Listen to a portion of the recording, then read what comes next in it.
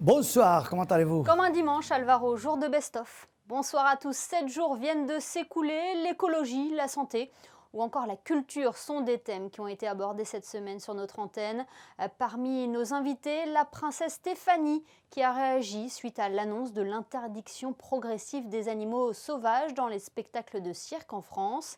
La Société des bains de mer touchée, elle aussi, par la crise, obligée de mettre en place un plan de restructuration. Et puis, la rentrée de la justice monégasque placée sous le signe de la continuité et de la modernité. Bref, une semaine riche en événements. Voici le best-of de vos JT.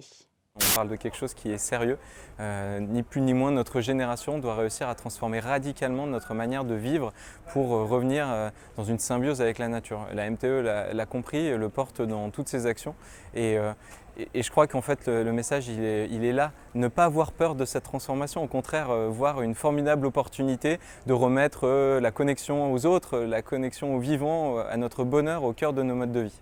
Effectivement, c'était le bon moment. Si j'avais porté ce message il y a 10 ans, il aurait sans doute fait un flop. Et je crois qu'aujourd'hui, en fait, il y a cet espace qui s'est ouvert pour montrer par l'exemple, par la transparence, par l'honnêteté et d'arriver à, je l'espère, comme je l'ai fait, cumuler le fond et la forme pour en fait, ouvrir autant de portes que possible pour montrer que tout le monde peut s'y mettre. Qu'est-ce qu'une boucle thalassothermique ? C'est une pompe d'eau de mer qui va permettre de raccorder les immeubles de la principauté de Monaco et de s'alimenter en climatisation, en chauffage et en chauffage d'eau sanitaire. Donc c'est une énergie que l'on tire de l'eau de mer.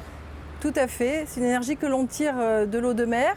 Et Monaco est vraiment pionnière en la matière puisque depuis les années de 1960, il y a des pompes en haute mer en principauté de Monaco. La première pompe date de 1963 je crois et c'était pour chauffer l'eau de la piscine du centre nautique Régnier 3. Cela va participer à notre challenge de réduire de moins 50% en 2030 les émissions de gaz à effet de serre. Et les pompes à chaleur vont nous permettre de réduire de 7% d'ici 3 ans l'émission de nos gaz à effet de serre. On pourra passer plus de patients dans des conditions plus confortables puisque le temps d'acquisition va être notablement raccourci. Deuxièmement, nous avons inauguré également une unité de radiochimie. Cette petite unité de radio, on devrait dire plutôt que radiochimie, radiopharmacie. Cette petite unité de radiopharmacie va nous permettre de fabriquer, ce que nous faisons déjà, des traceurs avec un isotope qui s'appelle le gallium-68 et qui permet de mettre en œuvre des molécules nouvelles pour des cancers nouveaux. C'est l'alcool qui arrive en tête ? C'est le plus préoccupant en termes de retentissement, d'effets au niveau cérébral, au niveau des accidents de la voie publique, de mortalité, de morbidité. Donc c'est le plus inquiétant, c'est l'alcool. Le tabac, c'est vraiment prédictif après sur les consommations au long cours. Et le cannabis, vraiment sur beaucoup d'échecs et de retentissement au niveau cérébral des adolescents. Il ne faut pas du tout d'écran avant 3 ans, pas de jeux vidéo avant 6 ans.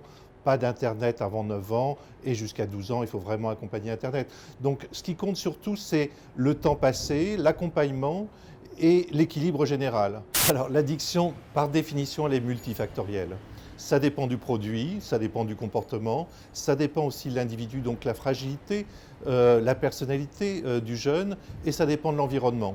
Oui, donc il est impossible aujourd'hui de dresser le portrait robot, en quelque sorte, du jeune qui souffre d'addiction.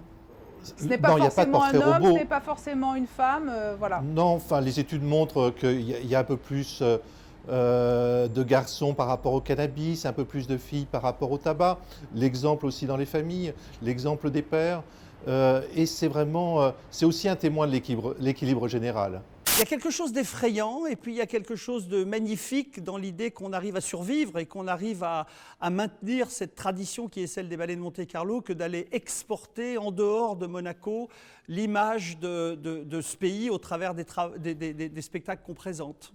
On a pris un engagement entre nous, tous solidaires les uns des autres, de notre volonté de reprendre le travail, mais de notre obligation de tenir compte du danger que ça comporte quand on va sortir de ce lieu qui est protégé en soi et qu'on va évidemment prendre le risque en étant à l'extérieur, éventuellement de contaminer des gens quand on revient. Donc on est très attentif, on teste les danseurs régulièrement. La création est probablement toujours symboliquement quelque chose de fragile. Il faut qu'on se rappelle tout le temps à quel point les choses sont fragiles, à quel point il faut jouir de la vie au quotidien, sentir que chaque instant est quelque chose de privilégié et que rien n'est acquis. Et au niveau création, je pense que ça nous a fait prendre conscience aussi que tout peut s'arrêter du jour au lendemain. C'est quand on ne peut plus danser qu'on s'aperçoit à quel point on aime danser, et c'est quand on ne peut plus rencontrer le public qu'on s'aperçoit à quel point il nous manque. C'est assommer toute une industrie, notre culture, nos traditions. Les cirques aujourd'hui, avec l'épidémie du Covid, ont déjà un genou à terre, et c'est taper et c'est frapper quelqu'un qui est déjà à terre. Je crois qu'il vaut mieux s'occuper des humains et de ce qui se passe devant nous et d'aider les gens qui ont tout perdu pendant cette pandémie, et pas de mettre encore plus sur la paille les gens de cirque. Les gens qui sont avec leurs animaux, ils ne prennent pas de vacances, et c'est du 24 heures sur 24. Le cirque a évolué, et c'est ça qu'il faut comprendre. C'est plus le cirque d'il y a 50 ans où peut-être qu'il y a eu des abus, des techniques de dressage, d'éducation qui n'étaient pas les bonnes. Mais le cirque d'aujourd'hui a pris conscience qu'il fallait qu'il change. Je suis la première dans n'importe quelle condition, et mon aventure avec Bébé Népal en est la preuve, d'aller au secours et de condamner les maltraitances sur les animaux. Je suis fermement convaincue que c'est un effet de mode. Et c'est ça qui m'alarme, parce que toutes les modes passent, mais le mal sera fait pour les cirques. Il y a des cirques qui ne se remettront pas de ça. Le cirque sans animaux a fait en 2017-2018 1 million d'entrées, le cirque avec animaux 14 millions. La société a des problèmes structurels du point de vue économique. On a des avantages sociaux très importants, et les coûts que nous supportons pour le bien de beaucoup de gens et de tous nos employés sont assez importants. On avait réussi progressivement dans les dernières années à améliorer la situation, puisque il y a 2 ans, on avait réussi à atteindre l'équilibre. L'année dernière, on a commencé à dégager des profits. Et l'année en cours, si elle n'avait pas été affectée par le Covid, on pensait confirmer ce redressement. Malheureusement, le Covid est arrivé en mars. On a fermé en avril-mai. On a rouvert progressivement. Mais même la réouverture progressive ne suffit pas à arriver à des niveaux de rentabilité suffisantes. C'est même pas parler de rentabilité, c'est que les pertes sont importantes. On a tout regardé, c'est une décision terrible, parce qu'on sait très bien qu'on va affecter un certain nombre de nos employés et de leurs familles. On va tout faire pour que ça se passe dans le meilleur cadre possible. Enfin, c'est pas des bonnes nouvelles, hein. Effectivement, d'un point de vue personnel, j'aurais aimé éviter ça. 3 axes dans ce plan. Premier axe, ce sont effectivement des départs volontaires à la retraite à partir de 57 ans. Départs que l'on va essayer de... Des départs anticipés, donc. Départs anticipés, mais volontaires. Donc c'est les employés qui vont dire « moi, ça m'intéresse de prendre ce plan ». On va essayer d'aider ce plan pour le rendre le plus attractif possible. Donc premier aspect, les départs volontaires à la retraite. Deuxième aspect, malheureusement, il y aura des départs contraints. Et troisième aspect, nous souhaitons rediscuter un certain nombre, sinon de conventions, en tout cas d'articles de conventions qui ne sont plus applicables dans l'environnement actuel et que nous devons renégocier progressivement. En ville, on dit qu'on va vendre l'Ermitage, qu'on va faire des appartements à l'Ermitage. C'est faux. L'Ermitage, pour le moment, reste ouvert. Et une fois de plus, tant que le CTTR est là, on n'a pas de fermeture particulière. En revanche, ce qu'on fait, c'est que le Sun Casino, qui devait fermer de toute façon en septembre 2023, on ne le réouvrira pas. J'entends des chiffres de 500 licenciements, 800 licenciements, 1000 licenciements. On n'est pas du tout dans cet ordre de grandeur. Il ne faut pas propager plus d'inquiétude que nécessaire. Une des raisons pour laquelle on ne ferme pas d'établissement, c'est qu'on ne veut pas projeter l'image d'un Monaco ville morte. Donc on va faire tout ce qui est possible pour laisser le plus de choses ouvertes possible. Alors peut-être qu'il y a des restaurants qui fermeront un jour de plus par semaine, mais on ne veut pas donner l'impression d'une ville morte. À la fois temporairement en continuant à attirer des clients et plus tard en faisant voir à ces clients que même dans les périodes difficiles, on était là pour les accueillir.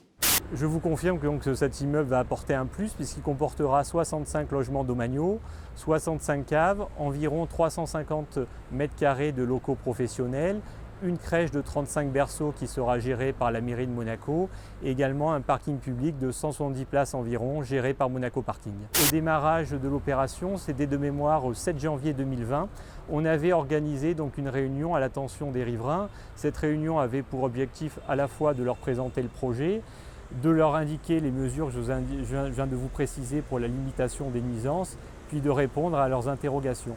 Bien sûr qu'on les a remerciés pour leur compréhension, parce qu'on sait évidemment que la situation n'est pas neutre, et on leur a évidemment souligné la future construction, la future livraison de ces équipements publics, comme la crèche et le parking, qui permettront d'avoir une utilité également pour eux. Ça a été une année riche, j'allais dire, et puis qui a été quand même un petit peu atypique parce qu'elle a été très impactée par la crise sanitaire que tout le monde a connue. Il y a beaucoup de choses qui ont été faites, mais dans des conditions qui étaient effectivement assez exceptionnelles. On a un vrai problème par rapport à la prison. La prison à Monaco, c'est pas vue sur mer 3 étoiles, contrairement à l'idée malheureusement reçue. Ce sont des conditions à la fois pour les détenus, mais également aussi pour les surveillants, qui ne sont pas faciles du tout. Et le comité pour la prévention de la torture a à nouveau fait des observations sur ces conditions qui ne sont pas dignes d'un établissement moderne et adapté. Et qu'est-ce que vous allez faire du coup pour... Alors, ce que je peux dire, c'est que nous nous engageons dans un projet de restructuration, de réaffectation de certaines parties immobilières de l'enceinte pénitentiaire et de restructuration des bâtiments de façon à ce que nous puissions améliorer les conditions de détention, mais également aussi les conditions de travail des surveillants, dont je dois reconnaître qu'ils font un travail difficile et qui n'est pas souvent toujours reconnu, mais il est important qu'ils puissent le faire dans des conditions les plus satisfaisantes. Mais en même temps, il faut qu'on s'inscrive aussi dans le renouveau, dans la modernité, et ça, c'est un petit peu ce qui est devant nous et que nous avons déjà commencé à entamer au cours de l'année qui a précédé. Est-ce que vous faites référence à la transition numérique ?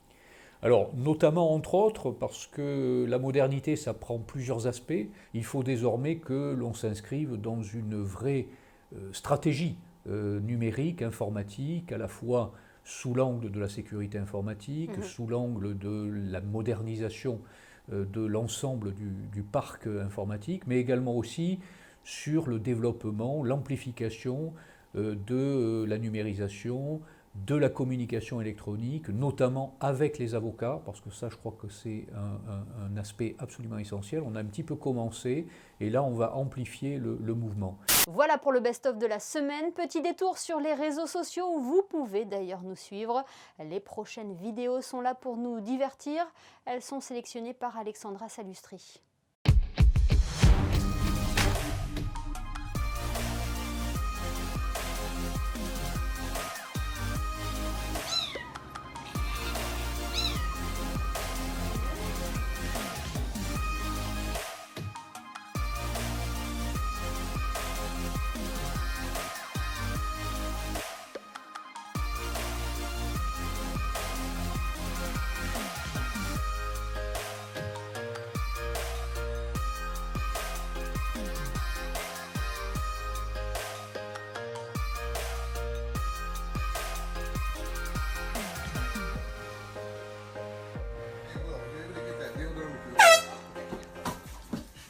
Cardiaque s'abstenir.